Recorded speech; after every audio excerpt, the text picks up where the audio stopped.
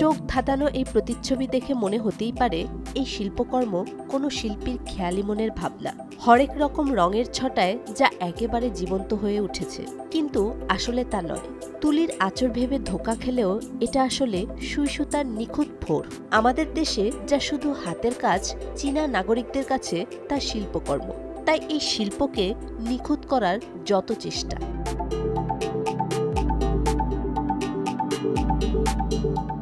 সুঝো বা সু এমব্রয়ডারি সুনিপুণ এই হস্তশিল্পের উৎপত্তি চীনের জিয়াংশু প্রদেশের সুঝো নগরীতে। বিশ্বের প্রাচীনতম সুই সুতার কাজের মধ্যে এটি অন্যতম।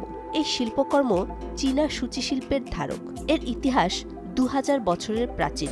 এই হস্তশিল্প চীনা লোকশিল্পের অনন্য এক ঐতিহ্য। সুঝো নগরী রেশম ও সিল্ক কাপড় উৎপাদনের জন্য প্রসিদ্ধ। চীনে মিং শাসনামলে সুঝো এমব্রয়ডারি বাসিন্দাদের কাছে বেশ জনপ্রিয় ছিল।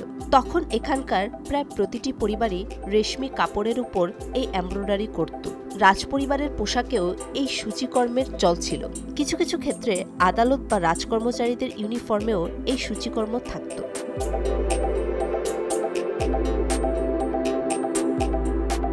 16শো শতাব্দীতে চিং শাসনামলে বাণিজ্যিকভাবে প্রসার ঘটে এই এমব্রয়ডারির।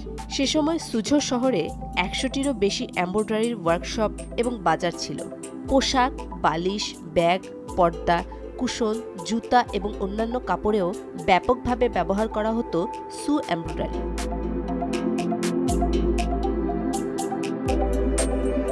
20 শতকের গোড়ার দিকে 1912 থেকে 1949 সালের মাঝে সুঝো এমব্রয়ডারি শিল্প কমে যেতে থাকে। 1949 সালের দিকে নতুন চীন প্রতিষ্ঠার পর সরকার সুঝো এমব্রয়ডারির প্রসারে এগিয়ে আসে।